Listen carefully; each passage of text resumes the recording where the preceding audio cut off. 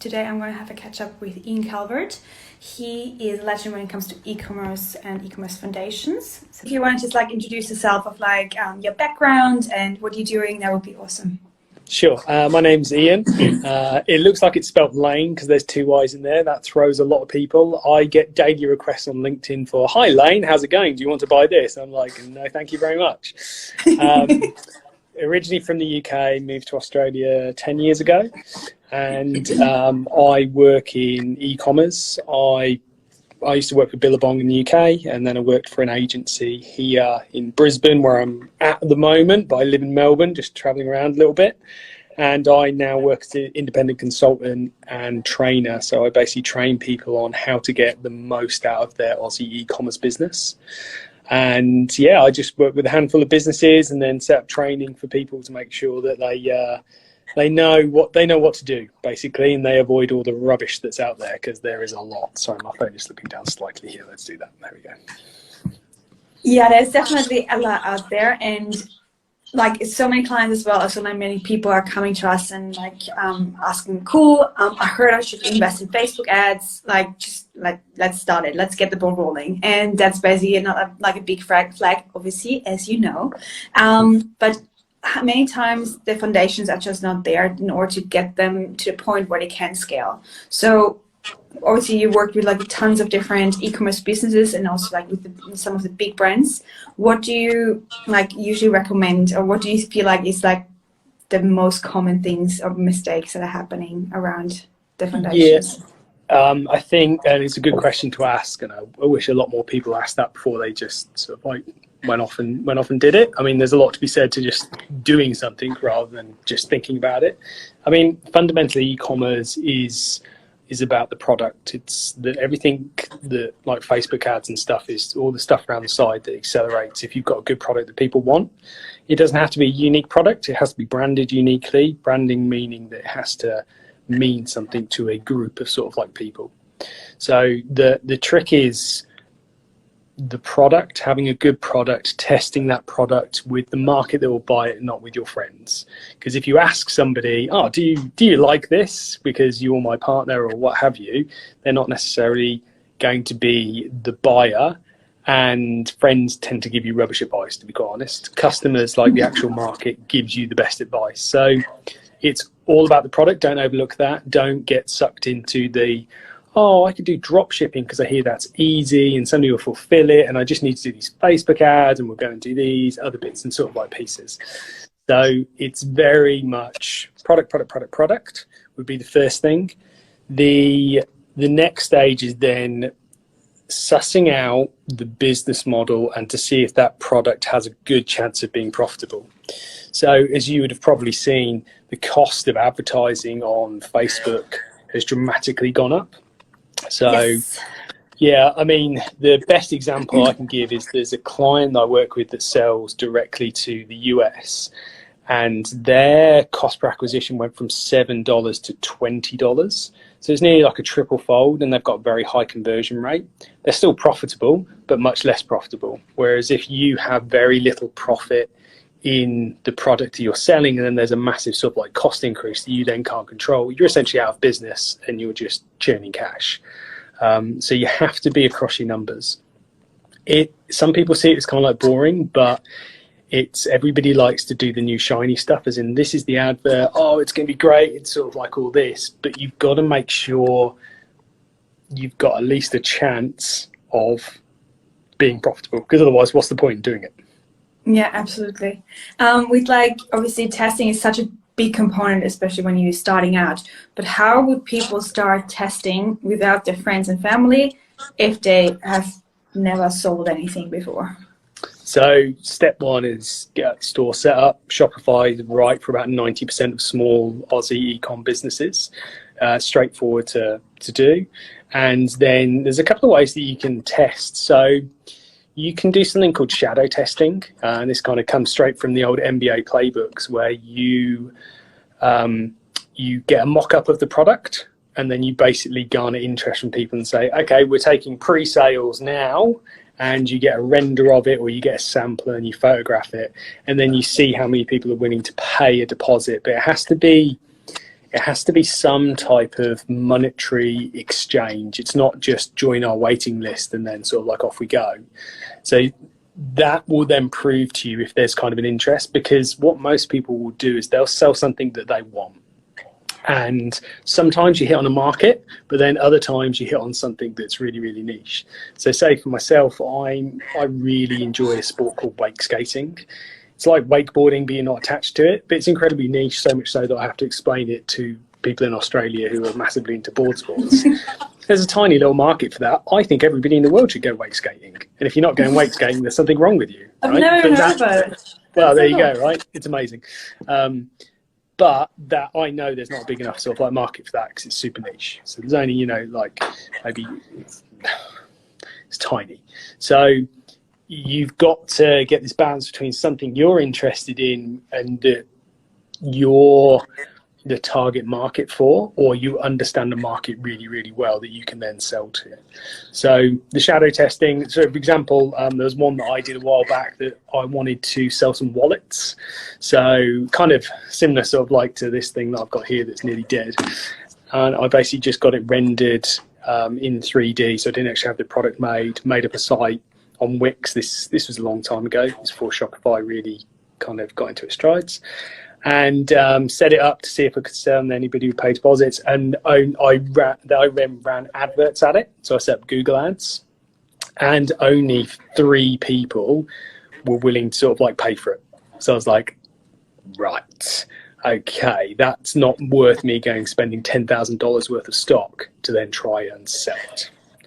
So how much do you spend on Facebook ads? And because what we always recommend when people are coming board, that they have at least a few K of follower base on Instagram and Facebook ads to have some kind of brand validation behind it. But did you just like set it up and you were just like running it and you just see how the engagement is, or exactly that? That's the kind of the point of, right, this is laying out the market stall and seeing if anybody's going to buy it. I personally don't believe that followers on Facebook or Instagram validates a market. It's because that's quite hard to build up without putting some money in sort of like anyway. So it is literally going, okay, we've got $2,000 sort of like here. It's probably a little bit more. And this is the tricky thing, is that I think a lot of people think it's just free advertising. You can just go and do it and hear all these success stories of, we started off with $500 in our garage. And I know some of those businesses and I'm like, that is a stretch of the truth, to be quite honest. The ones that do well, they'll put some money behind it. So you then have to basically commit to spending that money, because the worst thing you can do is go, I'm gonna start spending, and it spends $500, you don't make a sale, and then you back out. You've got to kind of see it through, and if there's some indication that it's then going to work. Also, if you are just running Facebook ads, unless you're selling a very high-end product, it's unlikely you'll be profitable with just those. It's really a combination of email marketing, Facebook, Google ads, SEO. The mix is different sort of like for each one, because as you would be seeing, Facebook ads are pretty expensive sort of like right now. Yeah, definitely the combination between multiple channels, that's where we can see a sweet spot. And but they're working so much together, like even a few months ago when a client said, no, I don't want to do Facebook ads anymore because it's just like ridiculous or whatever. And then we could see the massive drop in Google ads happening as well. So it's like they are definitely tied in together. You get the brand awareness and all of that buzz happening on Facebook. The conversion is often happening in Google ads. So it's good when there are multiple channels at least working together. Yeah, that's right. And you just zoom out and go, right, this much money's going in, how much is sort of like coming out? And really the trick is, and I guess this is where you help clients, is that you see the leading indicators. So you might not be making sales, but you can see a good click-through rate. And if they're conversion campaigns opposed to like traffic campaigns, you know that there's probably something there. But yeah, it's got a lot harder for people. It used to be really, really easy for people. They could just set up ads and sort of like off the go. Whereas now you've got to have a pretty robust business, and the competition's sort of like a lot greater. So yeah, I was having this conversation with somebody before. They were interested in doing some training. I said, look, setting up an e-commerce business is simple, but it's not easy. Yeah. So there's a lot of hard work that goes into it, and I think unfortunately, it started to fall into the get rich quick scheme type of things, because they're like, oh, I can drop ship, so I don't have to buy product, and I just have to do Facebook, and this is the Facebook ad structure, and there's somebody saying selling sort of like drop shipping.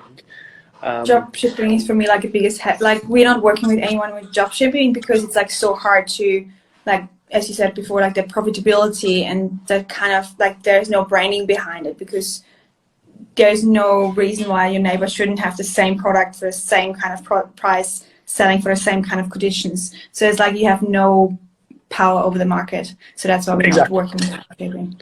Yeah, and that you kind of go a couple of levels deeper. That is a foundation of setting up an e-commerce business, is that the gross margin you'll make, so the money after all your variable costs as in paying for the product, the shipping, etc., your advertising, is normally really thin. So it's pretty common for it to be like 10%. So from the 10%, you've got to pay everything else, like pay yourself for doing it, pay somebody running ads, any offices, whatever it sort of like is. If there's a jump up in some of those costs, it then kind of like wipes it out.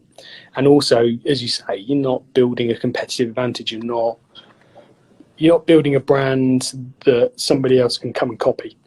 Everybody can go get that stuff sort of like off Alibaba and your way.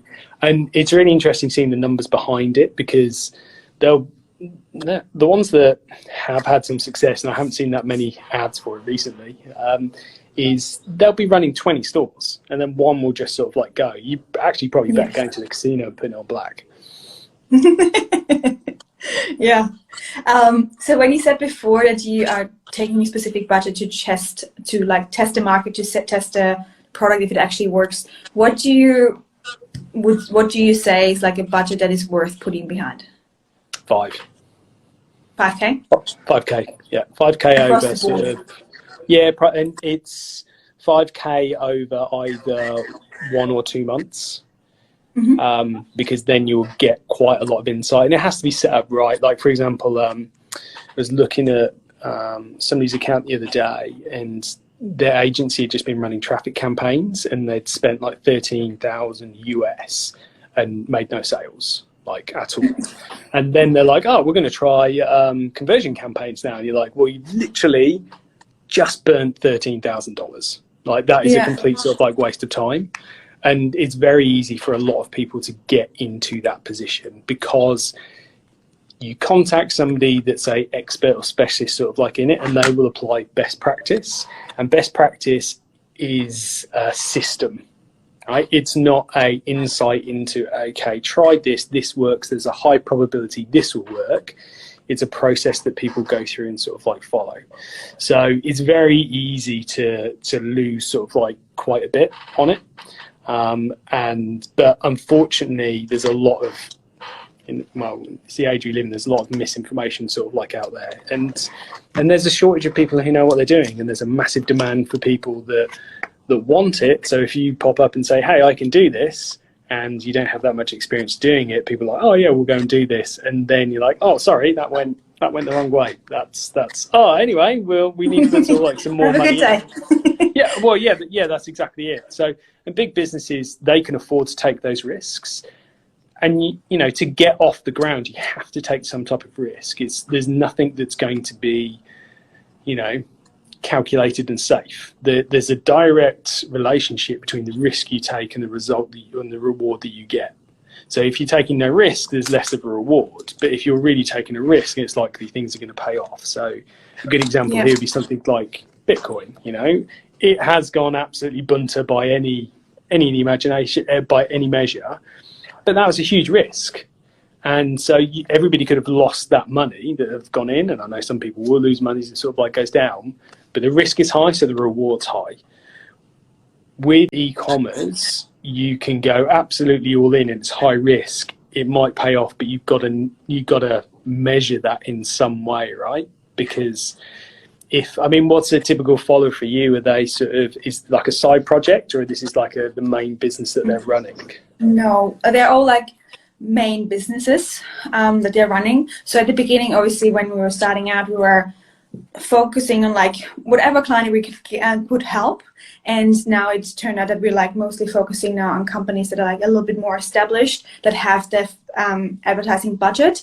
And that's why I'm so happy that we connected a few months ago, because so many people are contacting us to get into Facebook ads and things, but we're not at a position to support smaller side hustles or smaller companies. So it's good to be able to send them to you to get the foundations right first, have the first few really good months, and then be able to talk about Facebook ads, Google ads, or anything else again.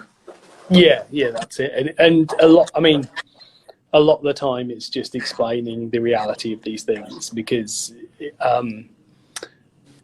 there's again a misconception that it's easy. It's not easy. It can be simple. But yeah. And also it's like a long-term game. It's not just, cool, I'm gonna do those ads, and if I have one amazing month or like a few amazing months, it's gonna continue like that forever. It's a constant tweaking and like adjusting, and maybe we need to try this, maybe try this platform or whatever. And and it's, it's the fundamentals of building a business don't change, right? It's there's everybody that's successful is like it's 10 years of background work, right, to kind of get somewhere. It's not just turn this on and off we go. There's rare examples, but that's just, I think, people being highly sort of like funded compared to actually building a solid business. And it's funny when you talk to people about why they get into it, they have very simple needs. They'll go, I want to be really big, have all these staff. And you're like, well, this is what these things mean. When you do that, these are things you're going to have to sacrifice. This is the risk you will have to be taking. Whereas some people are like, I just want to pay off my mortgage. You're like, well, you don't have to have that bigger an e-commerce business to be able to do that. You just have to gradually sort of like build, not be reliant on sort of like one product, be reliant on a group of customers that want a certain thing and build it around that. And, it's not the structure of the Facebook account or specifically the creative that will make or break that. You have to deliver value as a business. That's why people exchange money for stuff. There needs to be some intrinsic value of what you're doing. Otherwise, they won't keep paying or won't keep sort of like coming back. That never changes, whether it's a digital business, an offline business, or whatever. Right? It's easy to forget that, I think. Yeah. So when people are coming to you, and obviously you're working with different levels of companies, what is like, how do you work with them usually? Or how do you like assess, cool, let's just strip everything down. Let's have a look of like what is currently happening. So how do you usually get started with people? So there's two sides to my business. There's like a consultancy that I run that's just me, and I'll go in and do everything. That's I limit the amount of people I work with. So I've got 5 clients that I work with, and so at capacity there. So then what I've done is built Boom, which is like a training program that I've just documented everything that I've learned and put that into email tips, articles, courses, etc. and stuff like that. So I just had a conversation with somebody today.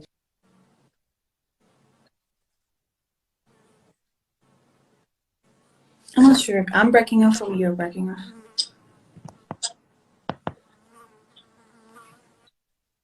Four G's just cutting. Are you back? Are you there? Yes, I'm there. Sorry, you're breaking off or I'm breaking off. That's right. I think. No, it's the Wi-Fi here just died. It's I'm on the 4G. Okay. The 4G. That's something like my dad would say. The 4Gs. Yeah. So talking to them, basically saying, okay, this is the. If you do this, you've got a greater chance of success. So, small business wants to sell some type of supplement. So, okay, cool. I would recommend you start off on Shopify.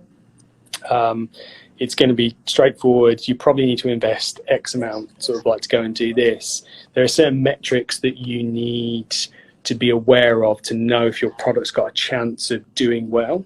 Because you could have a really successful product, but it might not necessarily be profitable, and then only realise that 24 months later, and you've wasted all this time, sort of like money. You're like, I have no more money than when I started with, but I just exactly. I'm fulfilling all these that orders. headache and all of that.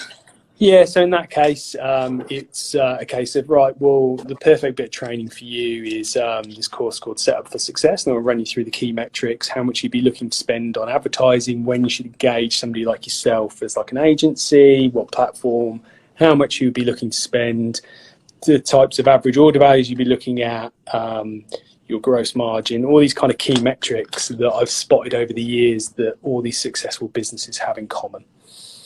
But so that's a good start if you know what you want to do, but if not, there's also a load of free tips on the site. They're called No BS e-commerce tips. You sign up, and then basically, as I think of stuff, I just kind of add them in, and they sort of flow through. So it's basically all the stuff I tell clients. I just put it on email for people that I suppose don't pay me, just to help the e-commerce community. Help the world. Oh yeah, I mean, look, I'm in a fortunate position where I can help people. I don't have to charge everybody for it. Yeah, and I already sent a few people your way in terms of like the links that you shared previously, because as I mentioned before, like a lot of people are coming to us and they are just really eager to sell their business, and they've proven concept that they want to sell their products, not their business, and they've proven concept that their products are working and there's interest there, and they've maybe tapped a little bit into Facebook ads or Google ads, but they haven't really spent that much and don't have that revenue, the consistent revenue coming through to afford us or another agency like as an ongoing base on top of like the Facebook ads as well. Whereas like you just need a few really good months, years, or whatever time period to get your cash flow where you are, and then be able to actually be in a position where you are able to afford someone. But then you need to work on your foundations first in order to get there. So it's like you can't really like send them to another agency to fix that problem without looking actually into the foundations. Well, it's not viable, is it? It's not the amount that you have to charge to service them and pay sort of like team and stuff. Is that it doesn't work out sort of like for either party. And all the good agencies do that. They'll say, look, probably a little bit small, sort of like at this stage, try X, Y, Z. There's also, if you look on Shopify Compass, there's some really good training courses on there. They're all free, like how to get stuff set up. It's amazing. It's quite something actually. It's sort of like, oh, wow, that's really good. So I mean, the way I've learned all of this over the years is basically just by Googling stuff, watching YouTube, trying it, talking to other people, then end up getting jobs, sort of like doing it. Nobody's born knowing how to do this stuff. You just got to be curious. It's just got to interest you. You've got to go, ooh, so why does that happen over there? Like that doesn't add up over. Why is that? Who's going to talk to about that? What's that there? Then all of a sudden you just go down this rabbit hole, and you're like, oh, and you start joining the dots together and stuff like that. It's I think if anybody sort of watching this is sort of like, oh, I've heard e-commerce is easy, I'm going to go and do it. You have to be interested in it, and you have to be interested in the product as well. That will make your life a lot easier. Yeah. And in terms of like the KPIs that you're looking into at the beginning, like what are the key metrics that you are going through with your clients, either one-on-one clients or the consulting clients, in order to make sure it's actually viable? Yeah, so conversion rate's really sort of like key. Traffic. Where would you recommend that to be? Obviously, like 2%. Well, that depends. Well, it depends on your average order value. It depends on your gross margin. It depends on all these other factors, whether you've got a chance of being net profitable. I actually wrote a great article that gets a bit of coverage on sort of average conversion rates, because I get asked that question all the time. And if I'm pushed, I will say 2%. I don't think that matches sort of like for everybody, but it's just to answer the question. And because it really varies, you could have a really low conversion rate, but a high average order value and a high gross margin and still be really, really profitable. So for example, let's say a product that sells like $1,000 is not going to have a conversion rate of like 5% or something like that. It's going to be sort of much lower, but they're then going to be profitable. So it's a combination of all these metrics that will spit out if you've got a chance of being profitable, basically.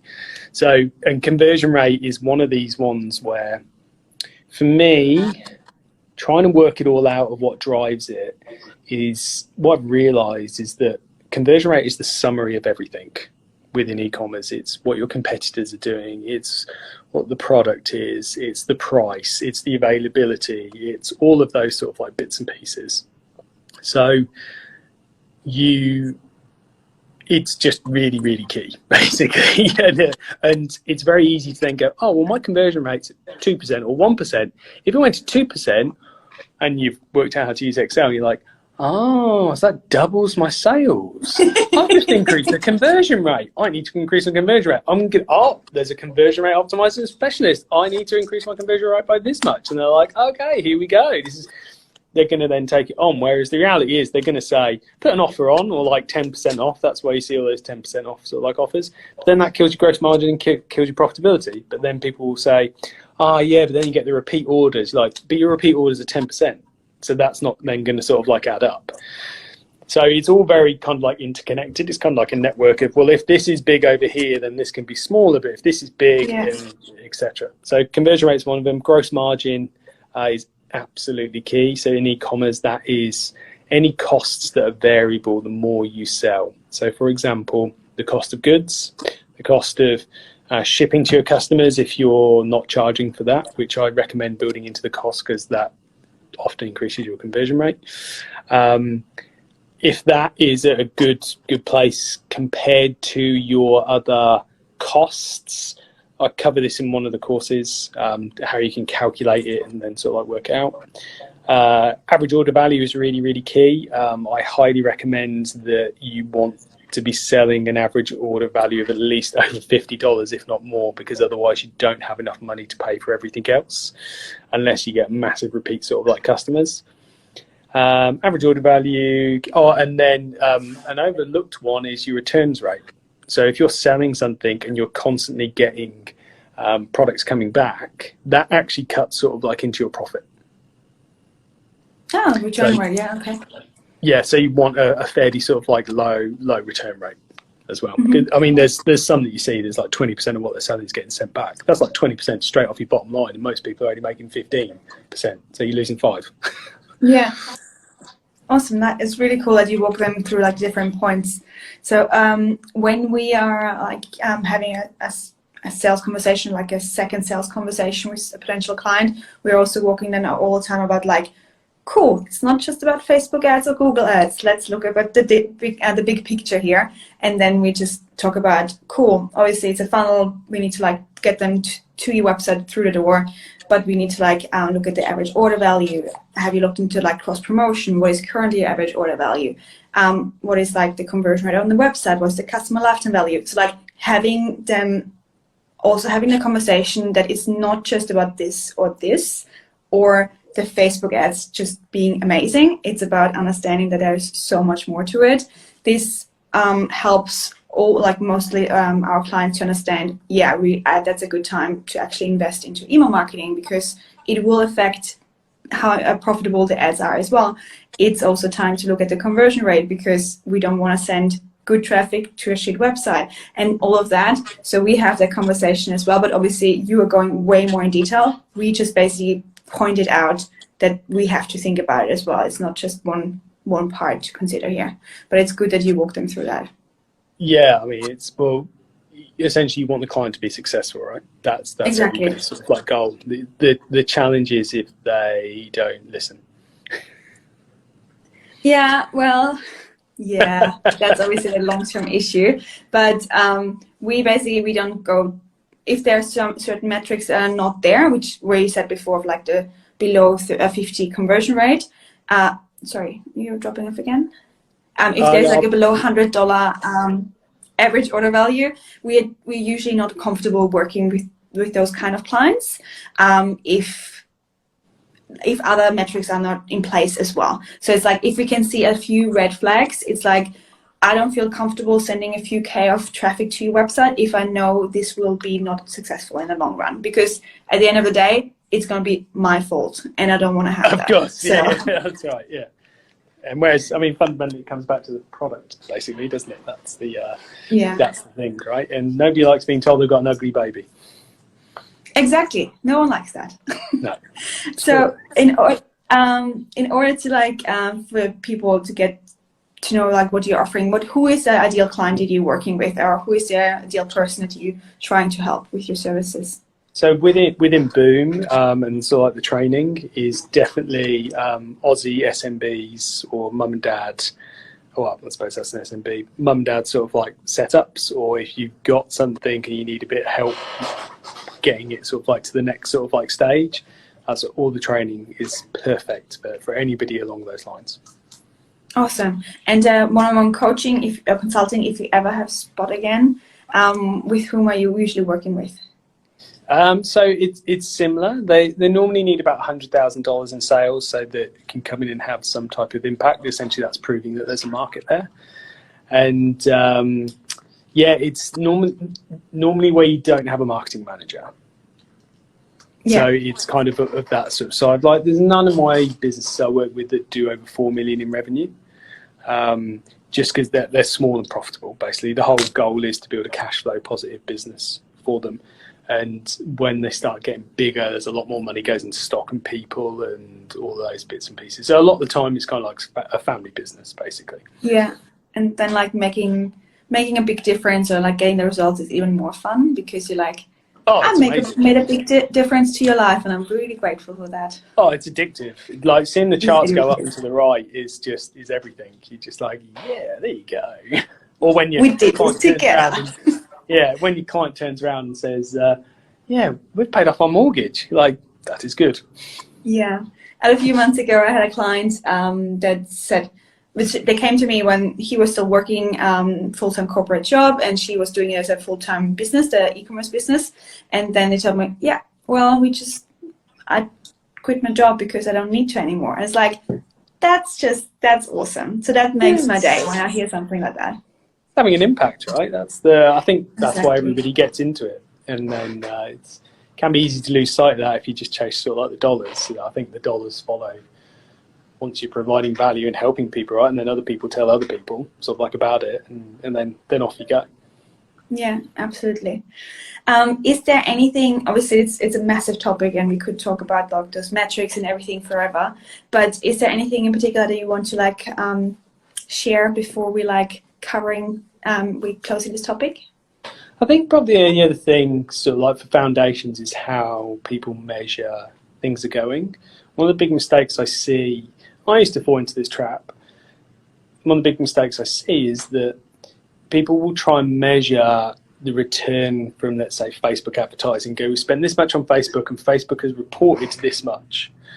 The way that Facebook reports is something called attribution. Attribution is fundamentally guessing what caused what, because there's no way that somebody sees one ad and then just buys. I mean, maybe sort of like rarely. There's a couple of different touch points. Your essentially attribution is trying to guess what motivated somebody. So let's say we have a conversation about product or service, and then I sort of look it up, but because you told me about it and I trust you, that's the reason I'm going to go buy it. You can't measure that.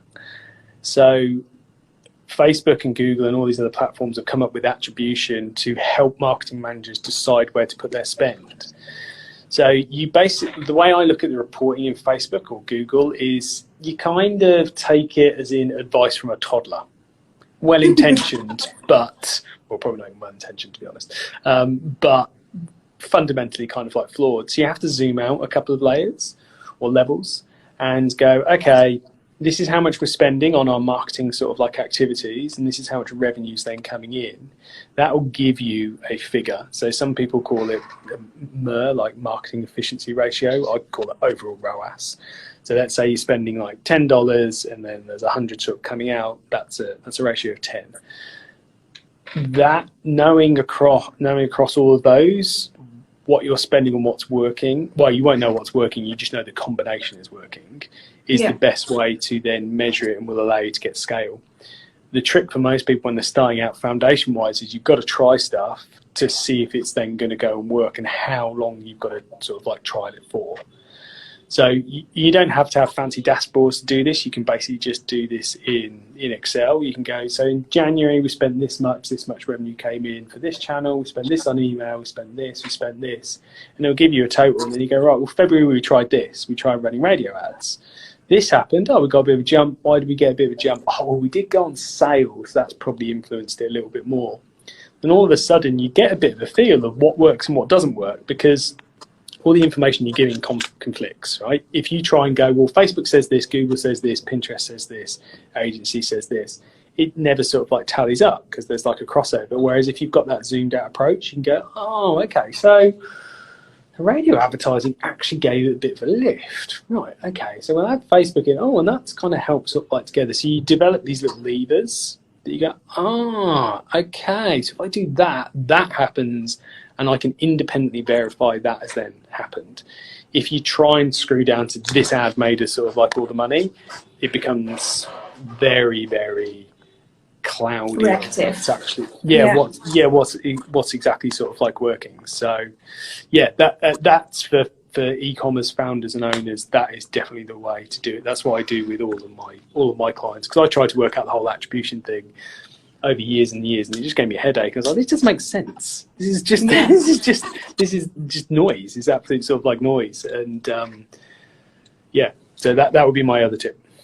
I love that. It's such a good point. It's so often overlooked, and it's so often giving so much pressure on different agencies to get tomorrow's result, or like pinpoint someone to blame something about something, because when the whole iOS 14 happened, and like the delayed attribution window and all of the missing data that was coming through, basically what is coming to is now as you mentioned before, take a step back and actually look into, like, it's not about that specific ad that was turned off that made a certain impact. It's about like how you look into like the overall marketing strategy. So we implemented now a Reebie for all of our clients, where we have a better understanding of the different touch points and how everything is working together. So you can attribute, cool, we've run those kind of ads, there were so many touch points, then they went to Google Ads, then they have also an interaction with your website, they went to the webinar, and it's like we have an understanding how the ecosystem works a little bit better, and not just saying, well, this ad didn't work, so obviously we have a terrible month. So it's like it's a bigger picture, and there's more things that are actually working together to understand how the whole picture works. So I love that. Couldn't say it better myself. Yeah, thank you very much. I love this. It's e-commerce geeking out. It just makes my day. My pleasure. It's I love chatting about it. I find it fascinating. Thank you very much. And so, like, Boom is obviously, you have an Instagram account where you have a little bit of like an overview of the different, like some tips and tricks as well that you shared. And otherwise, it's boomecommerce.com, or where can you? Yeah, that's right. Just search for Boom. To be honest, the best place to get me is on LinkedIn, because I'll just post all the stuff that I'm learning or using and stuff like that, and just kind of share it there. And then if that's popular, I'll then turn it into sort of like a blog post and all those other sort of bits and pieces. So because I've just taken ownership of an e-commerce store as of yesterday, so I've got a bit of a project sort of like there as well. So the tips have been slowing down a little bit, but yeah, we'll get that thing sorted, and then we'll get some new ones going up. Awesome. Thank you so much, Iain, for your time. I really appreciate it. And I can't wait to hear all the things and read all the things that you sharing on LinkedIn and everywhere. Pleasure. Thank you for the invite. Thanks. Have a good day. You too. Bye.